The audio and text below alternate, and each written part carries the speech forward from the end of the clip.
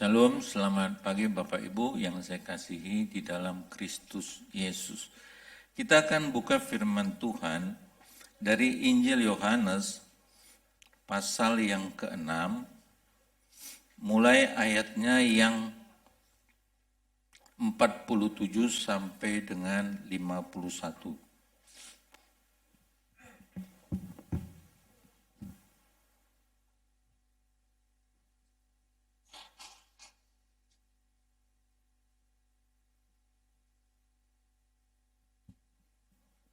Saya akan bacakan.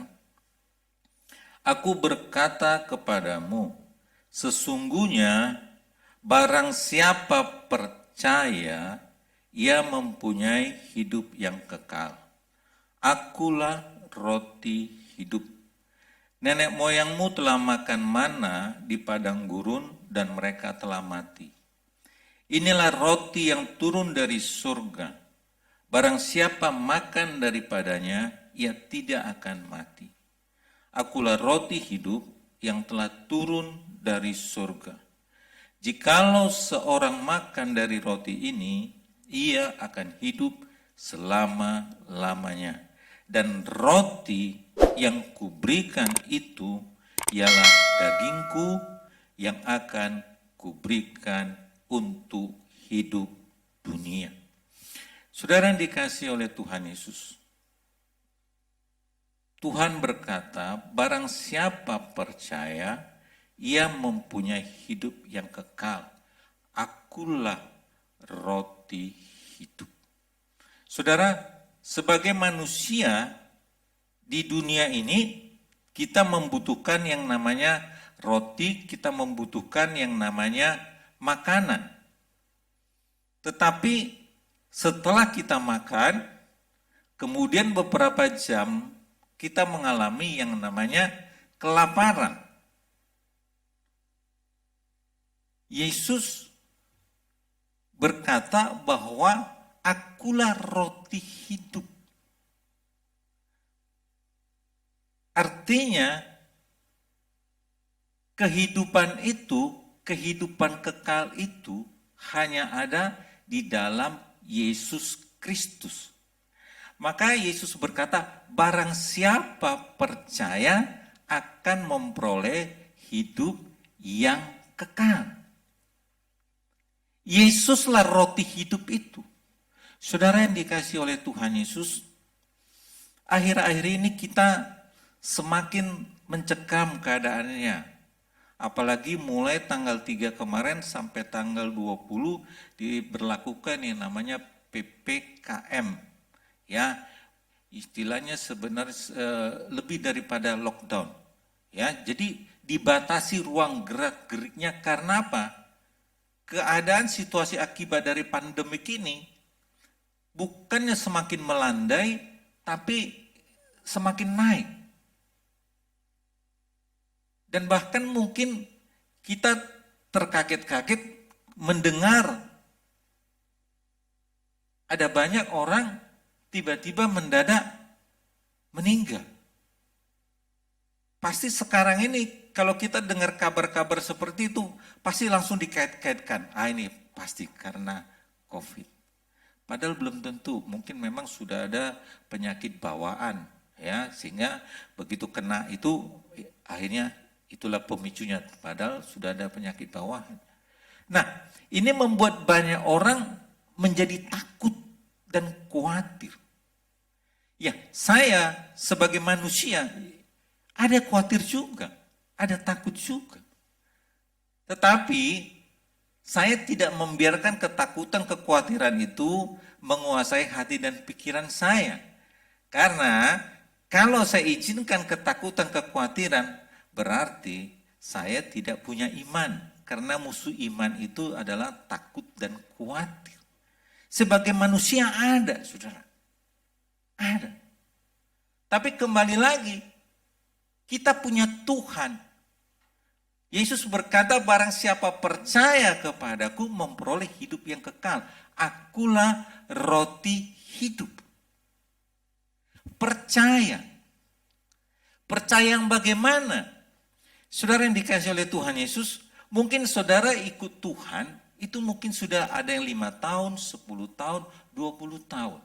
Tetapi kepercayaan kita mengikut Tuhan selalu diuji melalui peristiwa-peristiwa yang diizinkan Tuhan terjadi dalam hidup kita. Dan biasanya keadaan yang diizinkan itu adalah sesuatu yang kita nggak suka dan sesuatu yang menakutkan kita. Tapi disitulah diuji kepercayaan kita. Apakah kita tetap percaya kepada Tuhan roti kehidupan itu? Apakah kita tetap percaya bahwa Dia yang memberikan kehidupan yang kekal? Saudara, jadi bukan semata-mata pada waktu kita menerima Yesus sebagai Tuhan Juru Selamat, percaya kita diselamatkan. Tapi dalam perjalanan hidup kita, kepercayaan kita itu diuji terus, saudara. Kenapa? Kita juga semakin dimurnikan di dalam pengiringan kita, di dalam kepengikutan kita akan Tuhan. Karena ada banyak juga motivasi orang mengikut Tuhan, macam-macam. Nah, keadaan-keadaan yang terjadi seringkali semuanya itu di luar apa yang pernah kita pikirkan dan kita bayangkan. Dan itu seringkali membuat ada banyak orang Kristen terkaget-kaget. Kenapa saya harus mengalami hal seperti ini? Kan saya sudah menjadi orang percaya. Saya kan sudah mengikut Tuhan sekian tahun. Saya kan sudah melayani. Saya kan sudah begini dan sebagainya. Saudara, justru kadangkala semakin kita banyak melakukan yang baik di hadapan Tuhan dan bagi sesama kita, kepercayaan kita itu semakin diuji, saudara. Apakah memang kita ini benar-benar mempercayai Dia karena memang kita tahu Dialah keselamatan itu. Makanya kenapa Paulus mengatakan, kerjakanlah keselamatanmu dengan takut akan Tuhan. Artinya keselamatan yang Tuhan anugerahkan kepada saudara dan saya, itu harus kita perjuangkan hari lepas hari. Sama seperti kita hidup, harus kita perjuangkan hari lepas hari. Kita harus menjalaninya. Jadi kita nggak boleh menyerah. Walaupun ada hambatan, walaupun ada tantangan, kita harus maju terus. Demikian juga dengan kepercayaan kita. Kadangkala diuji, diizinkan kita mengalami hal-hal yang tidak pernah kita prediksi dan kita bayangkan. Tapi apakah kita tetap percaya? Saudara, Yesus baik. Sama seperti apa yang kita nyanyikan tadi. Engkau baik. Engkau sungguh sangat baik. Berapa banyak dalam kehidupan kita sebagai orang percaya. Pada waktu kita diperhadapkan pada suatu situasi yang tidak seperti yang kita harapkan, mungkin kita mengeluh, mungkin kita bersungut-sungut, mungkin kita mempertanyakan, di mana Kau Tuhan? Tapi sampai hari ini, kita tetap merasakan bahwa Tuhan sangat baik. Bukan oleh karena kuat kita, bukan karena hebat kita, tapi semuanya itu karena Tuhan mengasihi saudara dan saya. Dan inilah yang menjadi dasar kenapa kita mempercayai Tuhan. Karena firman Tuhan mengatakan di dalam Ibrani 13 ayat 5, Aku sekali-kali tidak akan membiarkan engkau, dan aku sekali-kali tidak akan meninggalkan engkau. Ini menjadi dasar kenapa kita mempercayai Dia. Apapun situasi yang kita alami, yang tidak pernah kita harapkan. Karena Dia berjanji, aku sekali-kali tidak akan meninggalkan engkau. Amin, saudara. Walaupun kita mungkin sudah mau mundur, mungkin kita sudah mau meninggalkan Dia, tapi Tuhan sekali-kali tidak meninggalkan saudara dan saya. Kenapa? Karena 2000 lebih tahun yang lalu, Dia mati di kayu salib, memberikan tubuhnya, memberikan darahnya untuk menebus dosa-dosa saudara dan saya. Dia beri apa yang Dia punya.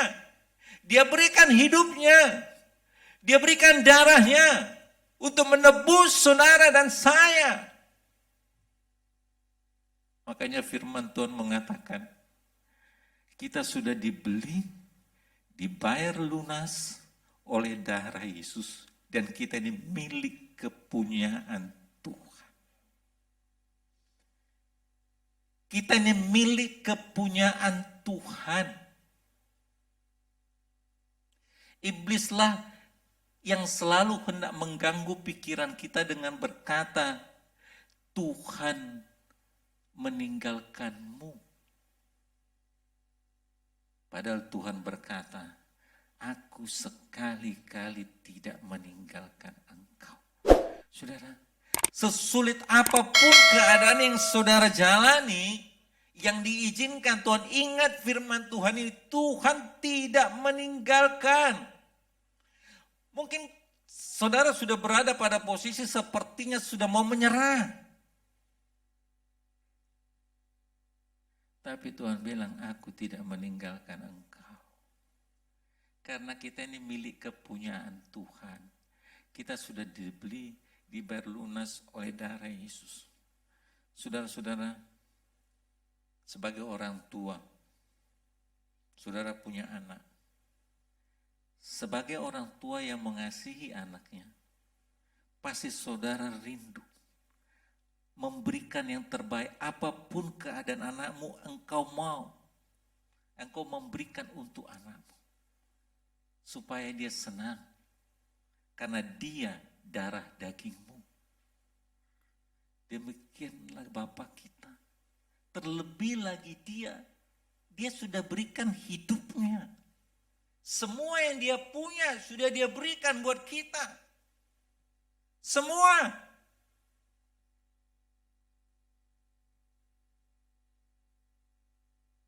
Maka waktu dia tergantung di kayu salib, dia katakan, sudah selesai. Seluruh pergumulan dalam hidup umat manusia, dia sudah selesaikan di kayu salib. Yang menjadi perjuangan kita bagaimana apa yang Yesus sudah selesaikan itu menjadi nyata.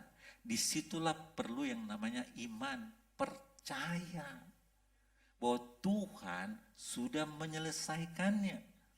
Maka dikatakan dalam Ibrani 11 ayat yang pertama, iman Allah adalah dasar dari segala sesuatu yang kita harapkan dan bukti dari segala sesuatu yang belum kelihatan. Itu iman. Kita percaya Tuhan pasti akan tolong kita. Walaupun kita belum lihat tanda-tandanya, hasilnya kita belum lihat. Kenapa? Dasar kita untuk berharap itu ada, yaitu janji Tuhan. Itu dasar kita. Jadi bukan kita asal beriman, tapi ada dasarnya. Sama seperti kalau di dalam pengadilan, hakim memutuskan seseorang sekian tahun dan sekian, itu ada dasarnya, ada pasal-pasalnya. Oh, berdasarkan pasal ini melanggar gini, maka diketok sekian. Nah, kita beriman, mempercayai Tuhan, ada dasarnya. Dasarnya adalah janji Tuhan.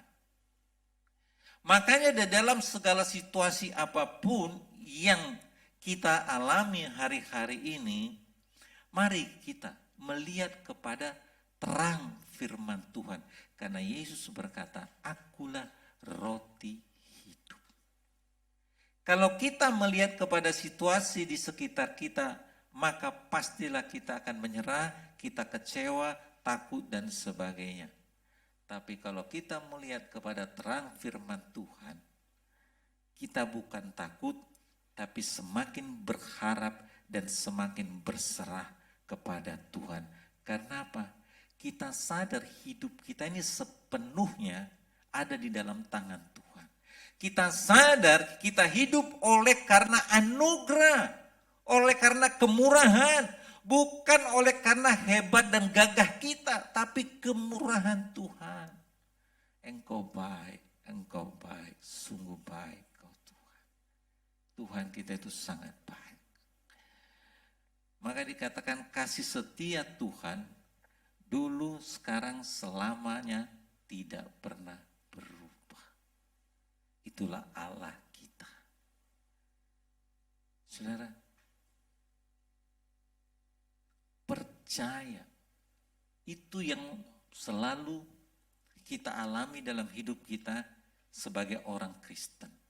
Diuji terus percaya kita dengan keadaan-keadaan yang diizinkan oleh Tuhan. Tetapi dasar kita adalah janji Tuhan. Walaupun kelihatannya seolah-olah sepertinya tidak ada jalan, tapi pada waktunya Tuhan pasti akan berikan sesuatu yang saudara tidak pernah bayangkan. Sesuatu yang saudara tidak pernah pikirkan. Saudara, saya mengalaminya. Saya berpikir, mana mungkin saya cuma lewat lihat-lihat saja.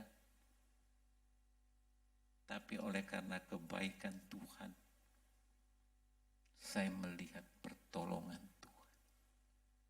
Itulah kebaikan Tuhan. Saudara, kalau segala sesuatunya itu kita lihat karena memang pencapaian karena kekuatan kita, maka kita tidak akan merasa bahwa Tuhan itu hebat di dalam hidup kita. Karena kita merasa, aku bisa kok, aku yang mengerjakan. Tapi pada waktu memang kita merasa, kita ini sudah nggak ada apa-apa lagi. Sepertinya ya sudah, mau apa ya, ya udah terserah. Pada saat seperti itulah seringkali Tuhan menunjukkan kuasanya bagi orang yang sungguh berharap kepada Dia. Di situ kita baru melihat memang aku ini nggak ada apa-apanya. Ini semua memang karena kasih karunia Tuhan. Ini semua karena kebaikan Tuhan. Saudara, ada berapa banyak orang sekarang ini? Sudah disuntik, sudah. Tapi kita dengar nanti terpapar. Kenapa? Banyak. Itu menunjukkan memang kita ini kalau enggak melekat sama Tuhan, enggak sungguh-sungguh, enggak ada saudara. Enggak ada saudara. Tuhan itu sangat baik. Tuhan itu sangat baik. Makanya jangan pernah kita meninggalkan Dia. Apapun situasi yang diizinkan Tuhan dalam hidup kita. Sekali-kali Tuhan tidak pernah meninggalkan kita. Itu janji Tuhan. Kalau manusia, suami, istri, orang tua sekalipun, yang paling dekat sekalipun, bisa meninggalkan. Sekarang, ini nyata. Kalau seseorang sudah dikatakan positif COVID, apa yang terjadi? Saudara mendekat apa menjauh? Semua menjauh. Satu rumah pun, kamu diisolasi, kamu di sana jangan dekat-dekat ya. Karena saling takut nanti memapari yang lain, ya kan? Itu situasi yang ada sekarang. Tapi Tuhan, waktu kita jatuh di dalam masalah, jatuh di dalam dosa, Tuhan justru mencari sama seperti Dia mencari Adam. Adam, di mana kau? Dia mencari, saudara. Bukan menjauh, tapi Dia mencari. Karena apa? Karena Dia mengasihi. Itulah kasih Tuhan, itulah kebaikan Tuhan. Allah kita sungguh baik, saudara.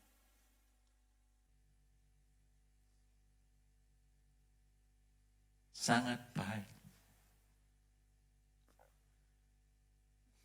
Ada banyak hal yang terjadi dalam hidup kita mungkin tidak pernah kita pikirkan. apakah itu yang sifatnya positif maupun negatif. Tapi jangan sekali-kali menyalahkan Tuhan. Tuhan gak pernah salah. Tuhan gak pernah mengecewakan. Kitalah yang seringkali mengecewakan Tuhan. Tetapi Tuhan tidak pernah meninggalkan kita. Karena Dia baik dan Dia sangat baik. Saudara, itulah kasih Tuhan. Sesungguhnya barang siapa percaya, ia mempunyai hidup yang kekal. Akulah roti hidup. Ayat yang ke-51, roti yang kuberikan itu ialah dagingku yang akan kuberikan untuk hidup dunia. Dan itu Tuhan Yesus buktikan, saudara. Karena apa? Karena Tuhan mengasihi kita. Kalau saudara sakit, terpapar, saudara nggak perlu takut. Karena Dia mengatakan, Matius 8 ayat 17, Yesus Kristus yang memikul segala kelemahan tubuh kita dan menanggung segala sakit penyakit kita. 1 Petrus 2 ayat 24b mengatakan, oleh bilur-bilurnya kamu sudah sembuh. Itu janji Tuhan. Mana yang kita mau percaya? Perkataan Tuhan apa perkataan manusia? Perkataan manusia banyak melesetnya. Tapi perkataan Tuhan tidak ada satu pun yang meleset, saudara. Tidak ada satu pun yang meleset. Apa yang Dia katakan, kalau kita percaya, pasti terjadi dalam hidup kita. Sekarang ini masa-masa sukar. Tetapi saya percaya janji Tuhan. Di dalam Maliaki 3,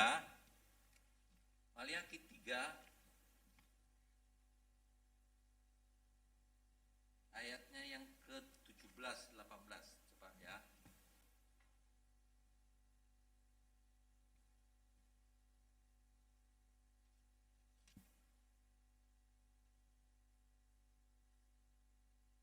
Ayatnya yang ke-18.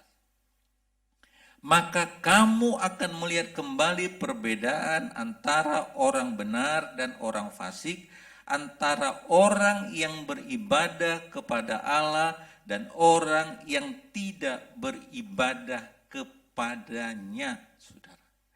Akan ada justru dalam masa-masa sukar seperti inilah akan kelihatan mana orang yang beribadah kepada Dia, mana yang tidak. Orang yang beribadah sungguh-sungguh kepada Tuhan sebagaimana janjinya, aku sekali-kali tidak akan meninggalkan engkau. Pada waktunya Tuhan ulurkan tangannya dan Tuhan berikan jalan keluar.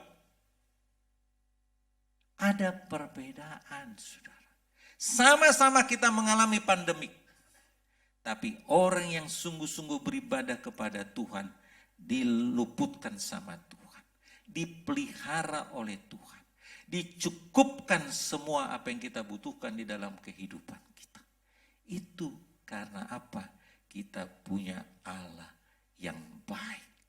Dan Dia sungguh sangat baik. Amin, saudara.